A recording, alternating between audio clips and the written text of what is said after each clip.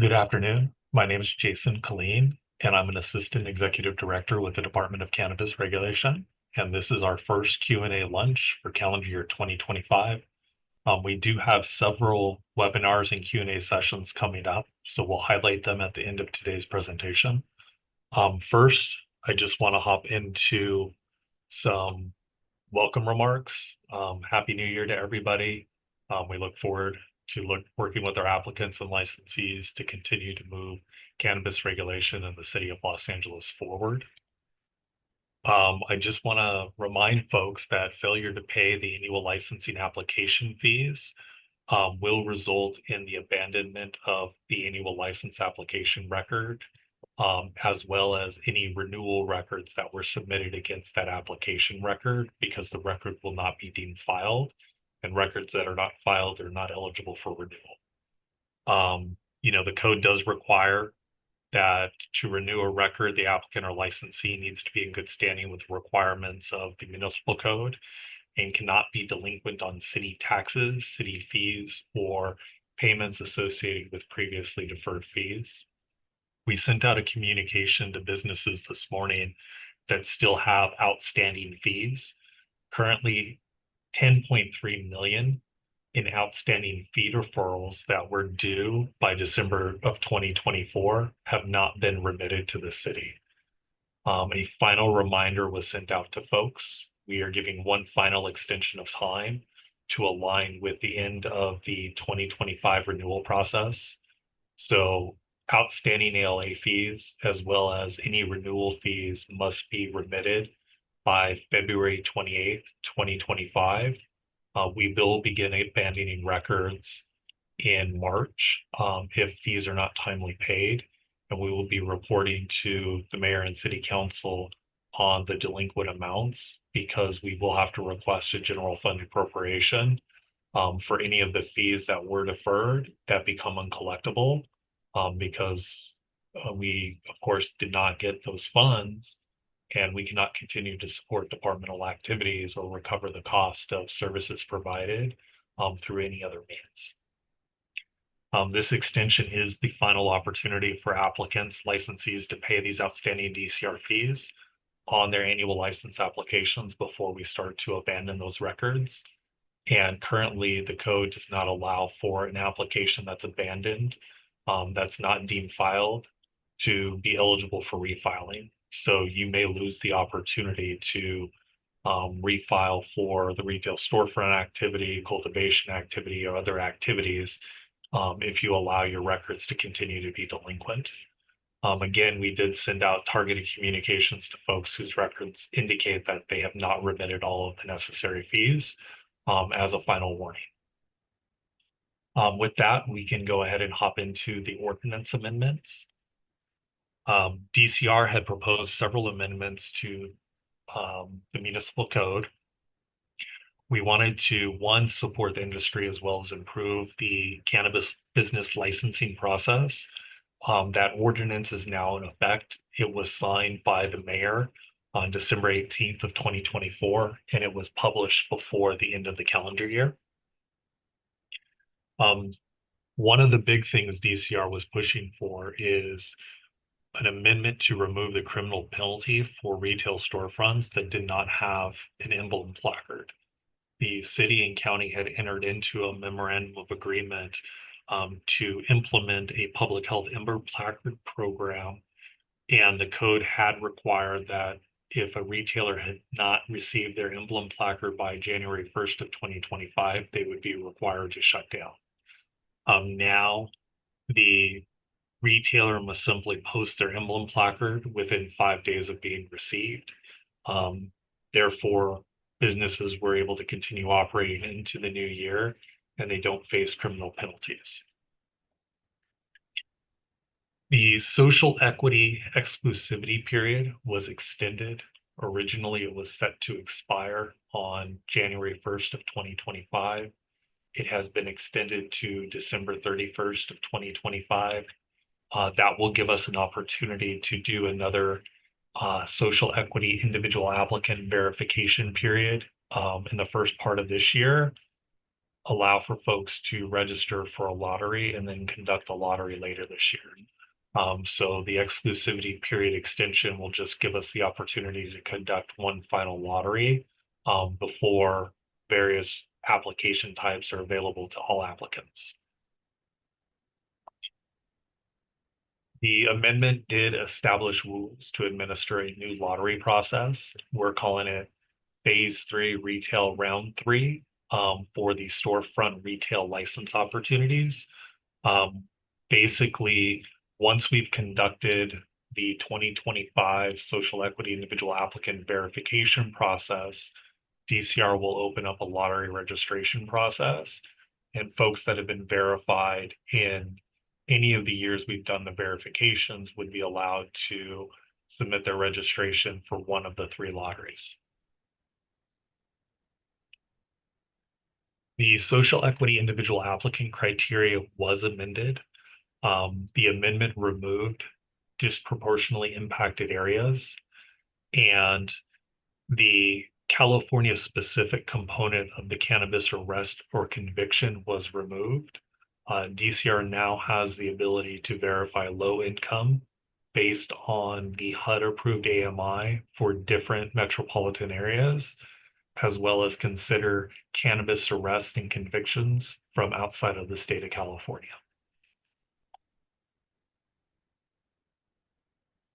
Some of our definitions were amended.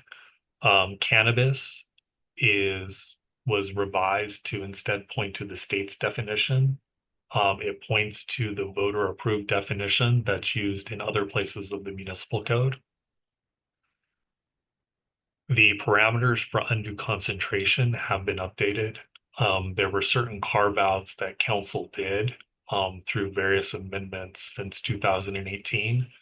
Effectively, those amendments created capacity for about 1 license for every 7,500 residents for the type 10 retail storefront activity.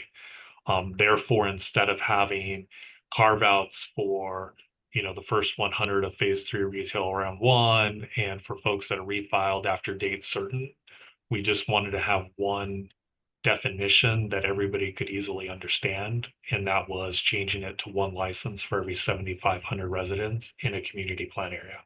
If folks have not been to the website, we have updated the number of licenses available in each of the community plan areas. We will be reconciling against the new undue concentration definition, which includes the pending pre-applications, pending annual license applications, as well as the businesses that have received a license.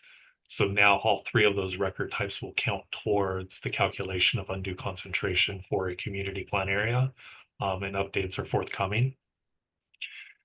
The artificial cap on 15 cultivation licenses per community plan area was lifted, and it's simply a default of 1 license for every 2,500 square feet of allowable cultivated area, which is consistent with the intent of the original code. That does create additional license opportunities within almost every single community plan area. And those opportunities will either be made available later this year or sometime next year. For the purpose of undue concentration, license is going to include those pre-application records and annual license application records where an annual license has not been issued. That was an important change to prevent DCR from accepting more applications than DCR had the authority to issue licenses for.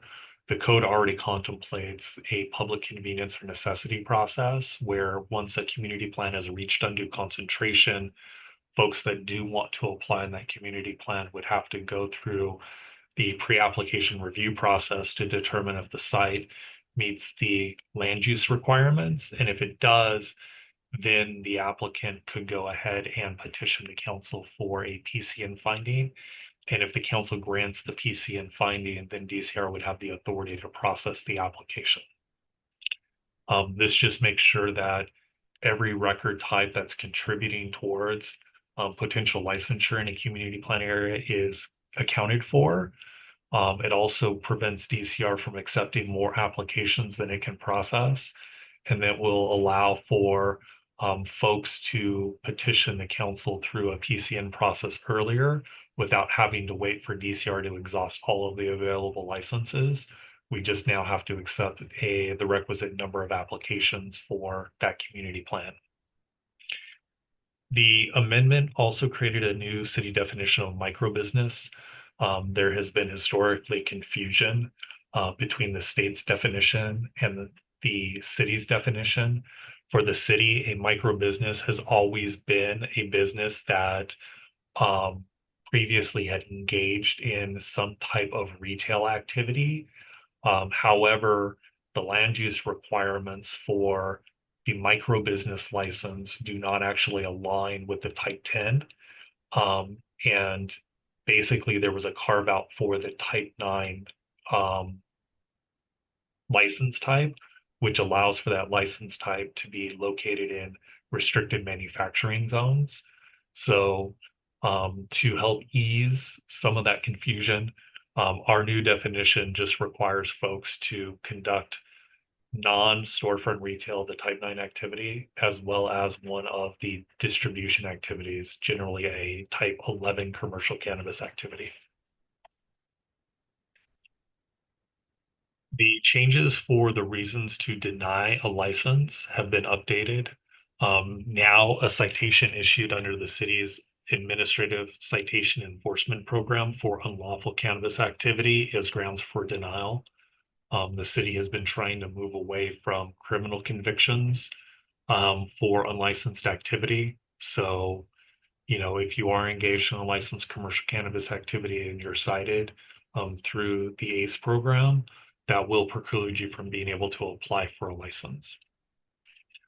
The amendment also clarifies that proposed locations are ineligible for licensure when it's located on a parcel of land that was the site of a utility disconnection or padlocking due to unlawful commercial cannabis activity.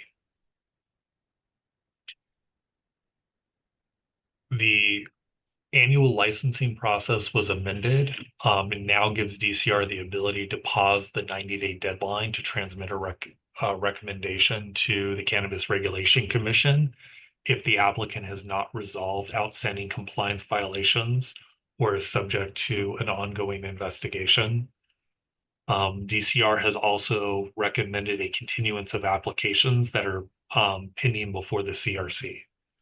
So if you are in the pipeline to go before the commission and you fail a compliance inspection, or you've been cited for a notice of violation, DCR will suspend its application processing, provide you the opportunity to address those violations. And if you don't address those violations within the time allowed, DCR may just deny your application, and that would then be appealable to the Cannabis Regulation Commission. And if you do have outstanding violations, DCR can recommend a continuance of your case when it's pending before the CRC to make sure that you've been given the opportunity to address those violations and you're not denied before your ability to resolve whatever those violations are.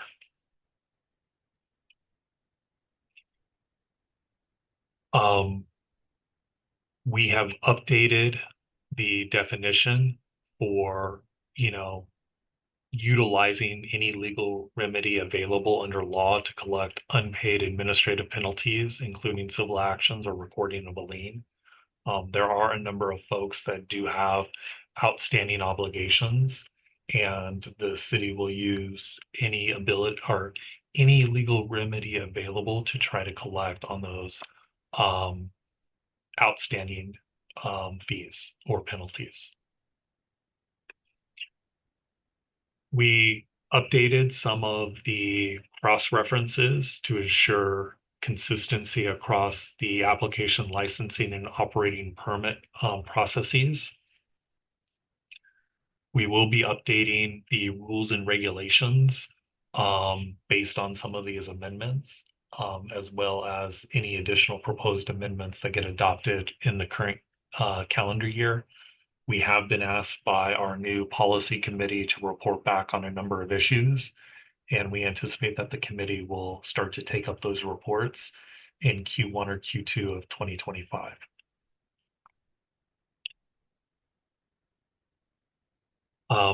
Notices of complete application and notices of suspension and revocation will be sent by electronic mail. We want to make sure that the notice requirements are uniform across all types of DCR's compliance actions. And with that, that concludes the formal presentation on the ordinance amendments. We can go ahead and jump into questions if there are any. Good afternoon, Jason and everyone. Our first question comes from Blake H. How is DCR working with the Office of Finance to ensure timely receipt of approvals instead of waiting months to obtain renewal paperwork?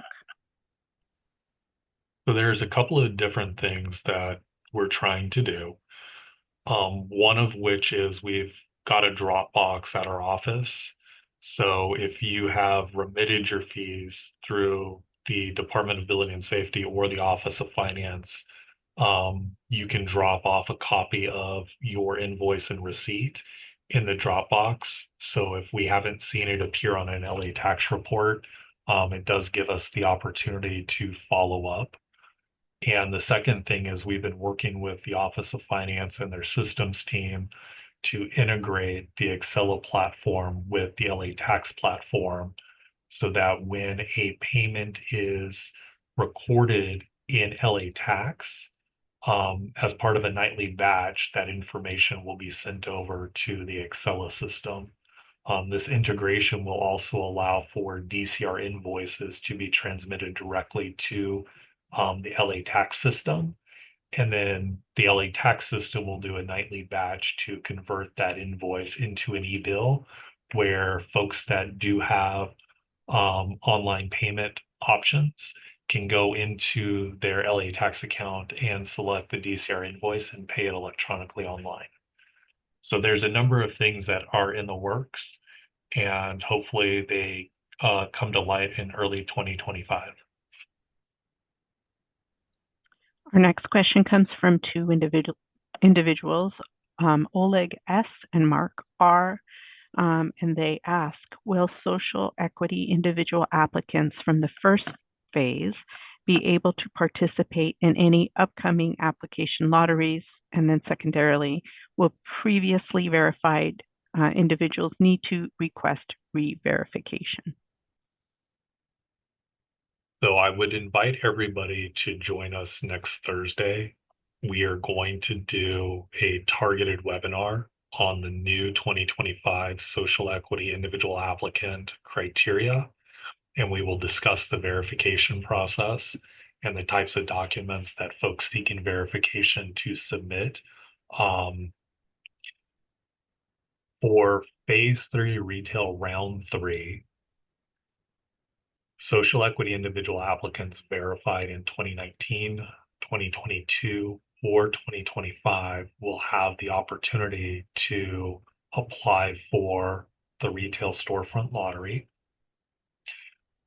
Folks will have to identify what cadre, i.e. which group they want to submit their lottery registration in, either 2019, 2022, 2025.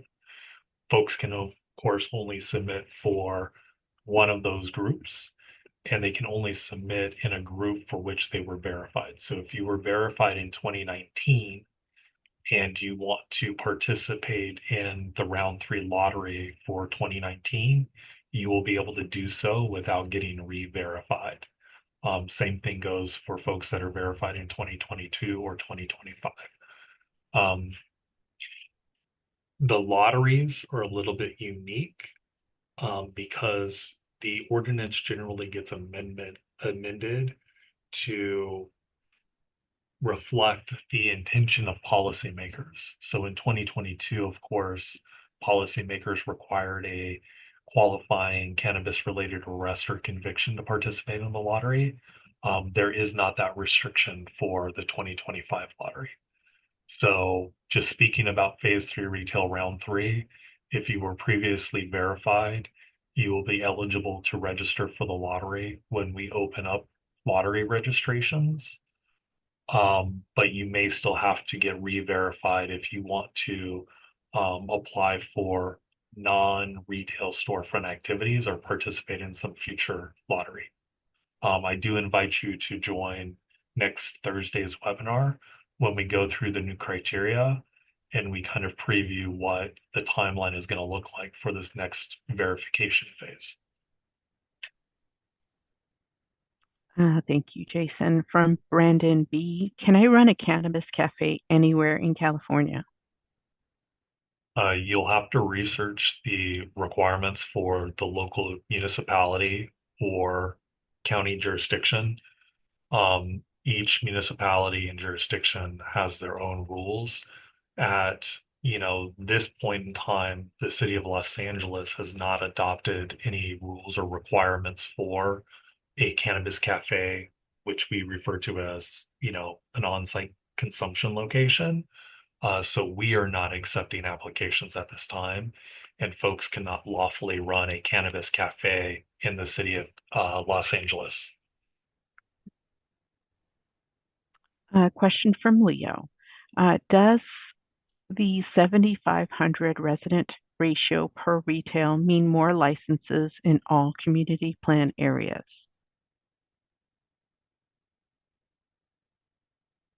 The 7,500 ratio was reflective of the areas where they were already unduly concentrated, as well as the carve outs for phase three retail round one and folks that refile. Most of the community plan areas that were already unduly concentrated will continue to be unduly concentrated even with this change. So for instance, Central City North and Central City were both unduly concentrated in 2018.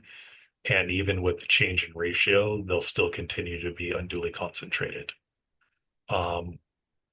If you're looking for a specific community plan area, I would recommend looking at our map and that table in early February.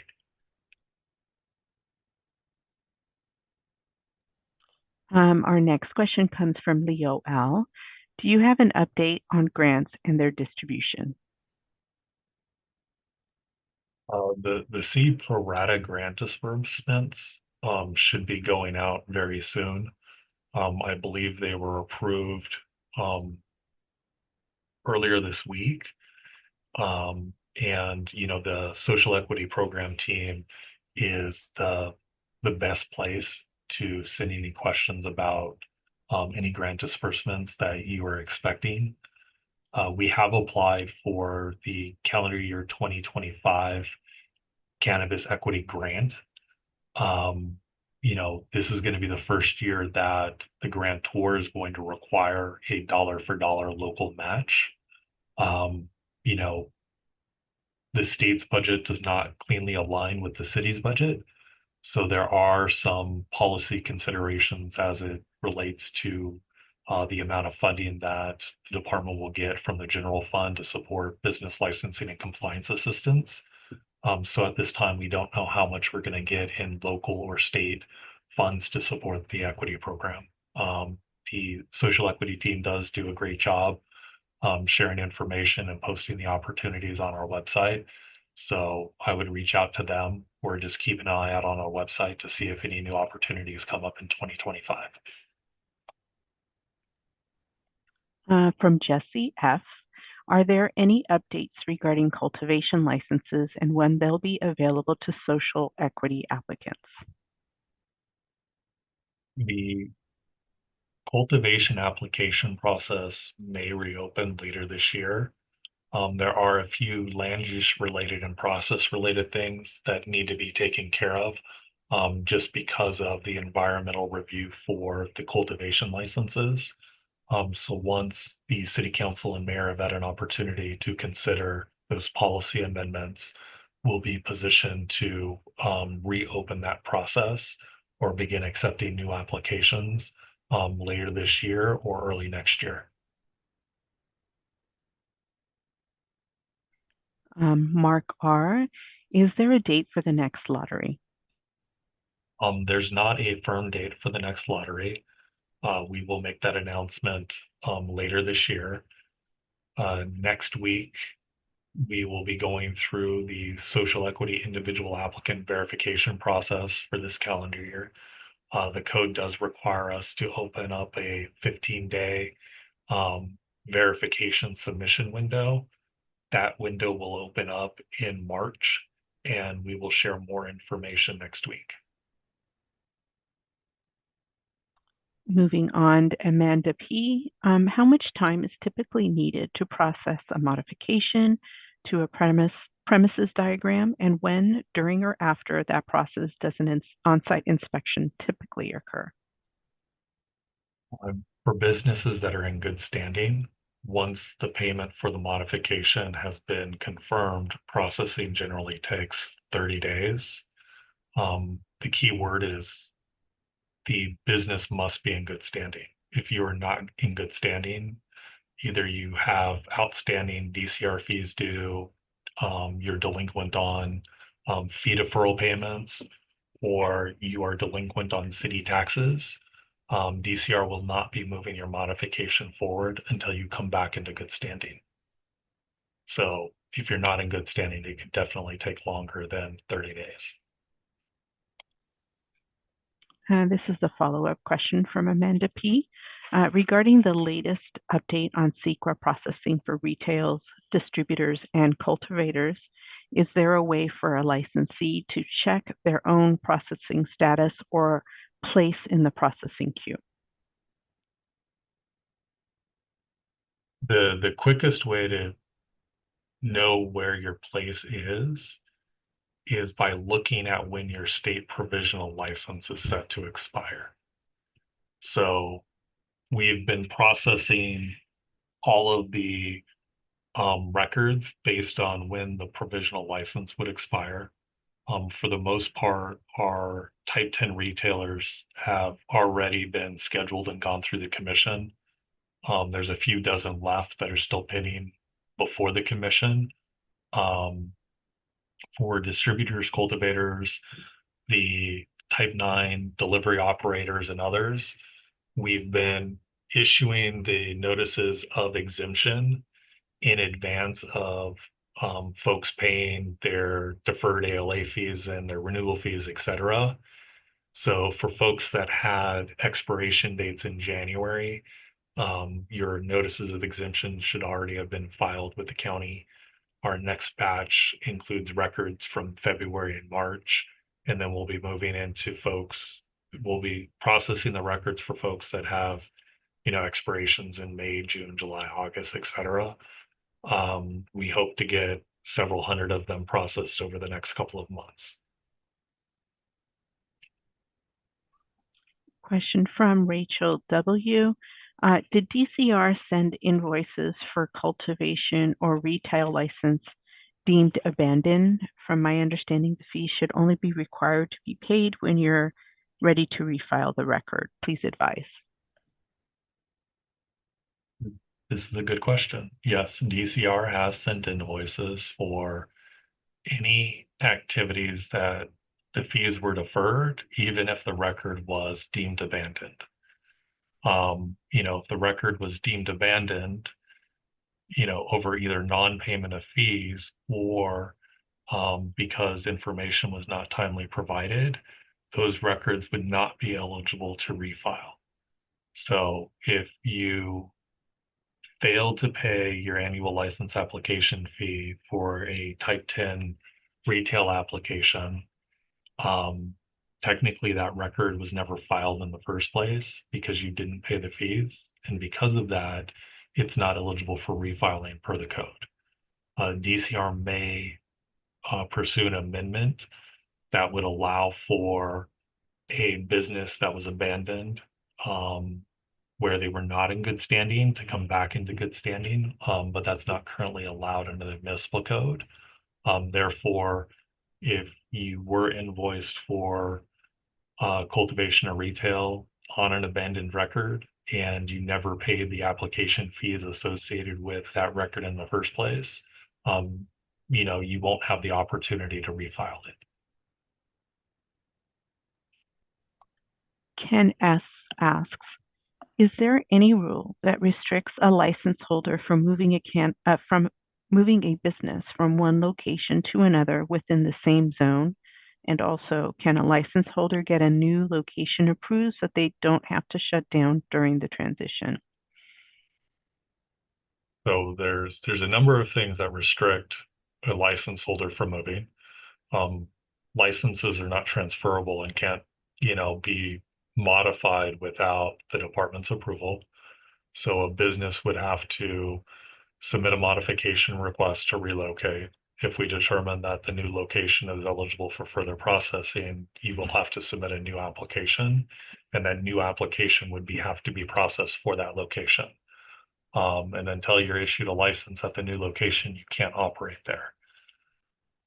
The license holder only has a 90-day grace period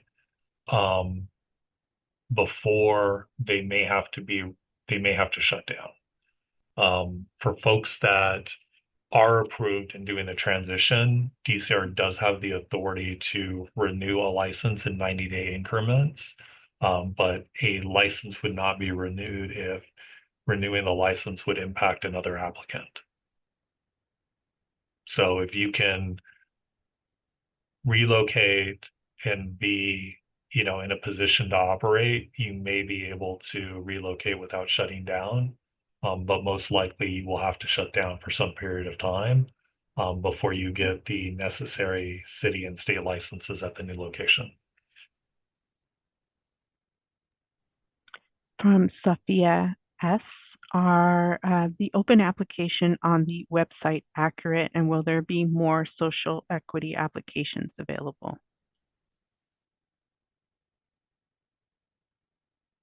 I don't know what the question is asking. I know that the undue concentration sections of the website are being updated.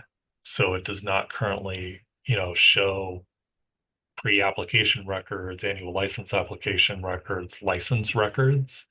So if the question is targeted at that section of the website, it is not currently accurate, and it'll be updated by early February. In terms of the social equity applications, social equity applicants can submit for the Type 9 delivery activity, manufacturing, distribution, testing through the DCR licensing portal. For the lottery process, we will do another round of verifications prior to opening up the lottery registrations for social equity individual applicants.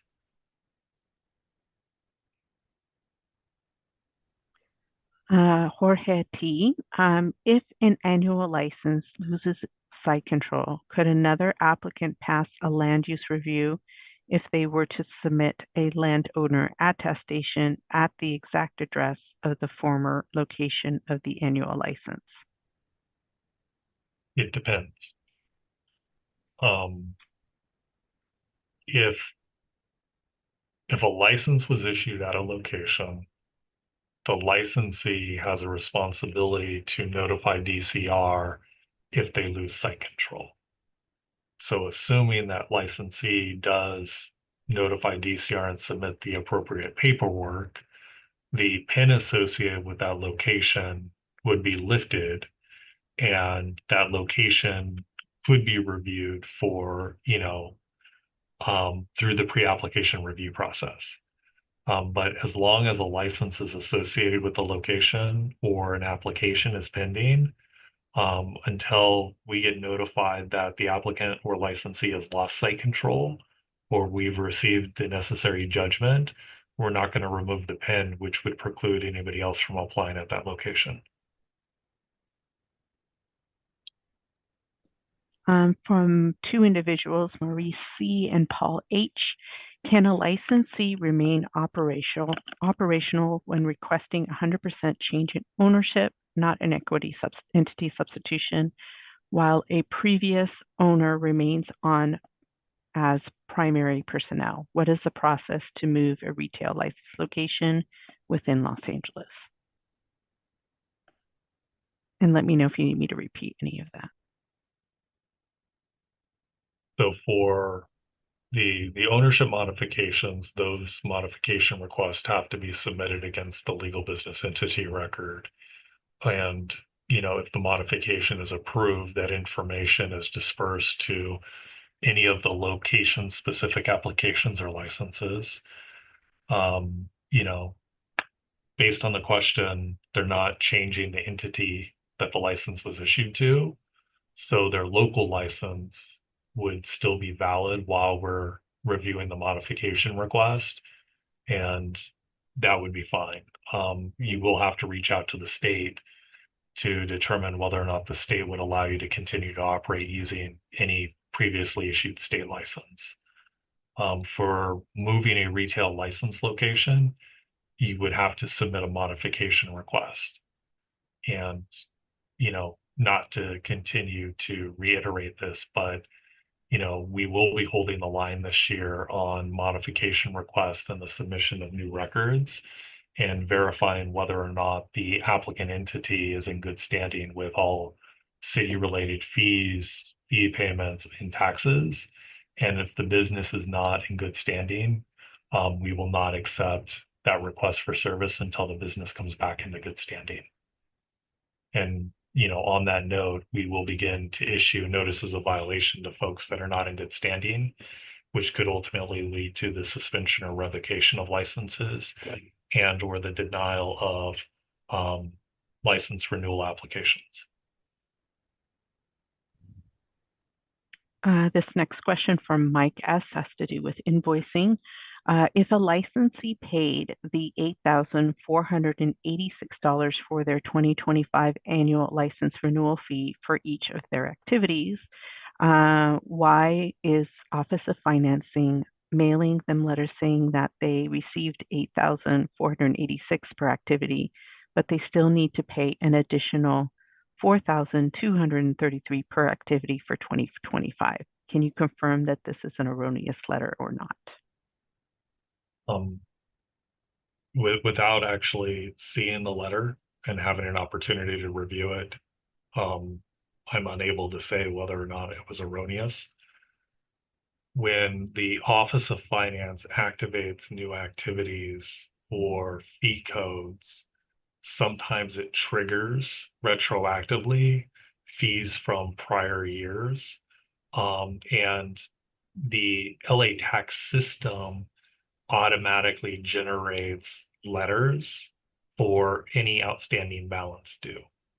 So generally, if you're receiving a letter from the Office of Finance, it's either because a payment was submitted and it was returned non-sufficient funds, and now you have a balance due on your LA tax account, or the system assessed fees and, it generated the letter. If you get one of those letters and you think it's erroneous, please reach out to our DCR payments account. So one of our analysts can work with the Office of Finance to determine whether or not those are valid fees.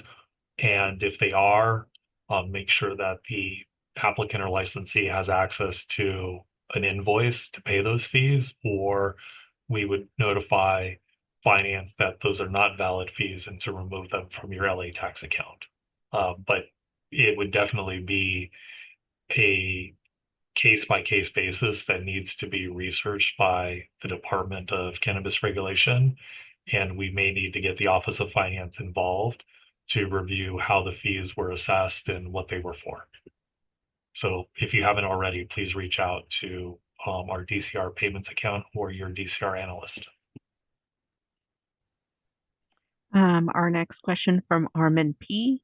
If an existing EMMD has been approved for change of use through building and safety for indoor cultivation in a C zone, will they be required to cease cultivation operation by December 31st, 2025? Yes, they would. So the change of use doesn't actually change the underlying zoning. Um, the underlying zoning has listed in LENC 105 is the driving factor about whether or not somebody is properly zoned.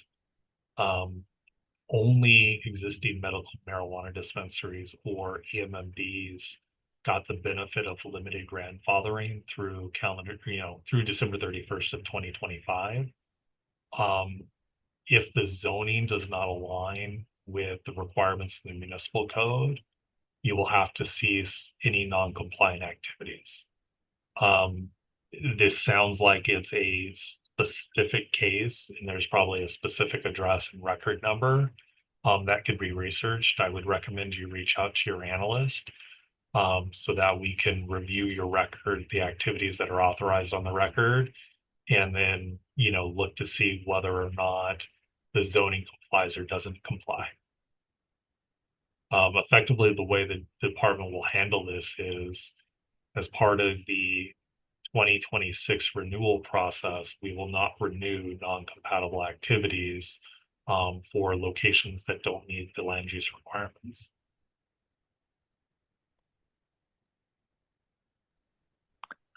Question from MS.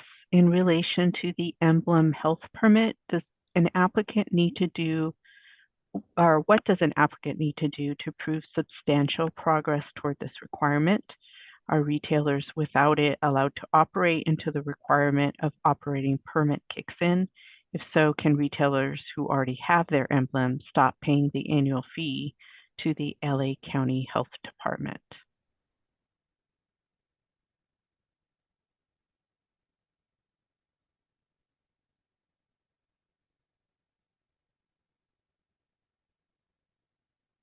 So DCR communicates application and licensure status to the LA County Department of Public Health. So for folks that should start this process, we have provided the county with a precursory list. Um, you know, Infrequently we reach out to the Department of Building and Safety to see if the right certificates of occupancy have been issued for various activities at addresses. And then based on the availability of staff, we reconcile, those lists. Retailers that don't have an emblem but have temporary approval have the ability to operate. Retailers that have an emblem but don't have a license, of course, cannot operate. The fees, the health permit fees, are separate from any of DCR's fees. So I can't answer the question about, once you receive your emblem or your health permit, whether or not you've met your obligation to the County Department of Public Health, or if you have an ongoing obligation to continue to renew or submit new information. So for fee-related questions, for health permits, applications for the emblem program, site plan review, I recommend reaching out directly to the LA County Department of Public Health.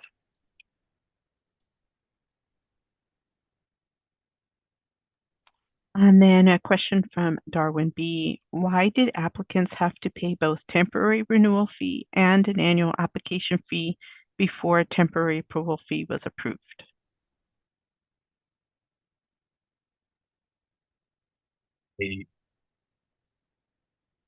I don't understand the question. There are different renewal fee types. The temporary renewal fee is one type. And then we have the annual license renewal fee, which is another type. The renewal fees are based on, where the records are within our process and what the requirements are for that. We did send an email communication out early as part of this renewal process to inform folks that if you had temporary approval and you renewed your temporary approval in September and later on you were issued an annual license, you would not pay both the temporary approval renewal fee for that activity and the annual license renewal fee for calendar year 2025. You would just pay the higher of the outstanding fee. So if an annual license was issued, the amount that you paid toward the temporary approval would be credited, that temporary approval renewal fee would be credited towards your annual license renewal fee, and you would just have to pay the delta of the two fees. The code has a, renewal fee for temporary approval and a renewal fee for the annual license. And both of those fees have been on the books for several years and are approved. So I might be missing something with that question.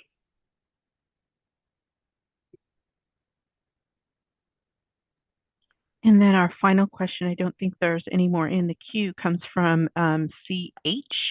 When is the current licensing map going to get revised? Same thing. It'll be updated by early February.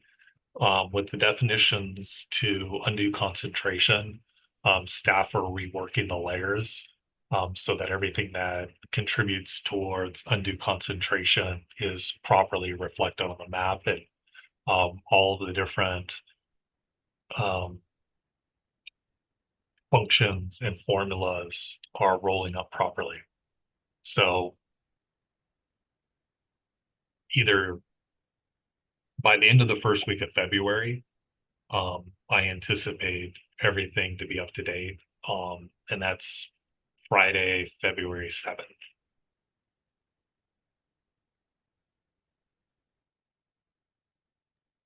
And Jason, I think we have one more coming from MS. In relation to the emblem, what are the new requirements for a LAMC 104.23? Is it going to be vague, as retailers still need to pursue this and post it within 5 days of receiving the emblem? Are there new deadlines?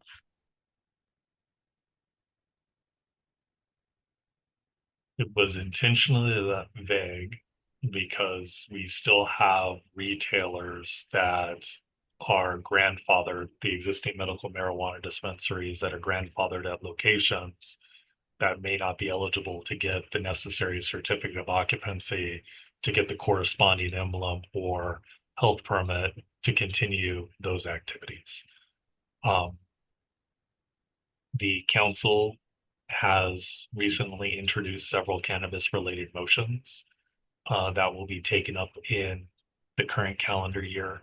One of those motions deals with amendments to LEMC Section 105 and, potential land use revisions. So we intentionally did not set concrete deadlines because the law may be changed. And if the law is changed, that would then, of course, necessitate changes to all of these deadlines. So for now, we just have it that, an emblem needs to be posted within 5 days of its receipt. You can't get your emblem until you've gone through the Department of Public Health process. You can't get through that process until you have all of your necessary fire permits and building permits, your certificate of occupancy, etc. So there are a lot of moving pieces, and people are at different places within the city bureaucracy with these departments. So it's hard to kind of have one concrete deadline. And we saw that with the January 1st deadline, where it's like, if you don't have it by this date, you need to shut down, or it becomes a misdemeanor. Like, then you have a cliff that everybody is facing, and it's not even operationally feasible. So once we get through this calendar year, if it's necessary to add more concrete dates, we will. But we can also address kind of that continued compliance and working towards meeting the requirements to get the emblem and get the operating permit through the renewal process.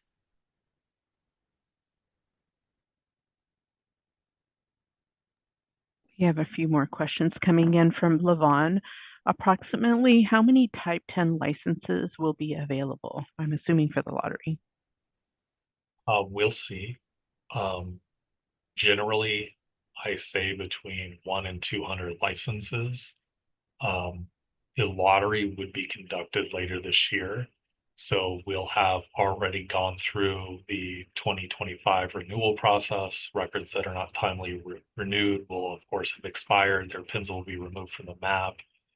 And then records that are deemed abandoned would also be removed and contribute towards the number of application opportunities that will be offered through the round 3 lottery.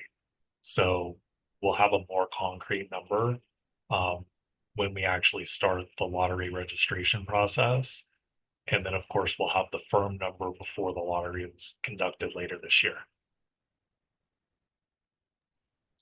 Question from JM. How far along are you in the process for Sequa on Sequanet? Have you reached Q3?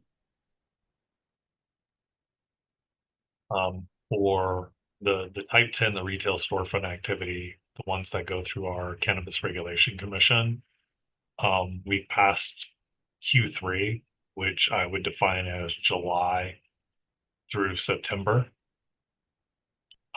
For the non-retail records, we're in Q1 and we hope to reach Q2 sometime in February. And then we'll see about Q3 and Q4 before June 30th of 2025. We are working directly with the Department of Cannabis Control off of their provisional licensing list. And my staff meet with them on a weekly basis to make sure that we're getting the NOEs for folks that are facing expiring provisionals to the DCC before the provisional license expires. Next question from Joseph. Will you open the PCN process this year? I don't know.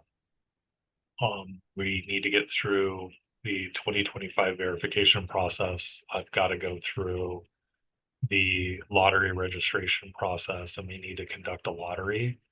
And if all of those things are going smoothly and we have time and there's policy support to reopen the PCN process, we may do it later this year. Historically, we've opened it up around the same time that we've conducted the lottery or accepted new type 10 applications. And of course, if we don't do it this year, there will be the opportunity to do it next year.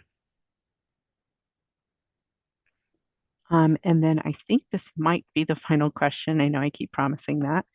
From Sophia. Is the upcoming lottery the only way to secure a license at this point? DCR continues to accept applications for non-cultivation, non-retail storefront activities through our DCR licensing portal. The upcoming lottery would exhaust the remaining type 10 application opportunities.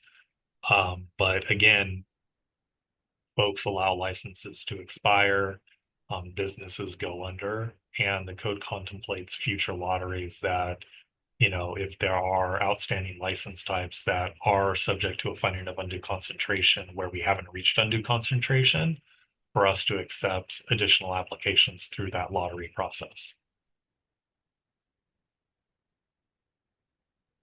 Thank you, Jason. I think we're all done. Thank you. I just want to thank everybody for coming today. And I do want to remind folks once again that we will be doing a social equity individual applicant verification webinar next Thursday at noon. And I'll also be doing a CEQA notice of exemption webinar at noon on February 12th, 2025. For folks that had CEQA and NOE related questions, I would invite you to, of course, check in for that webinar. And then folks that are interested in the verification process, the amended criteria, and the types of documents we'll be requesting, please tune in next Thursday. And with that, we're all done. Thank you, everybody.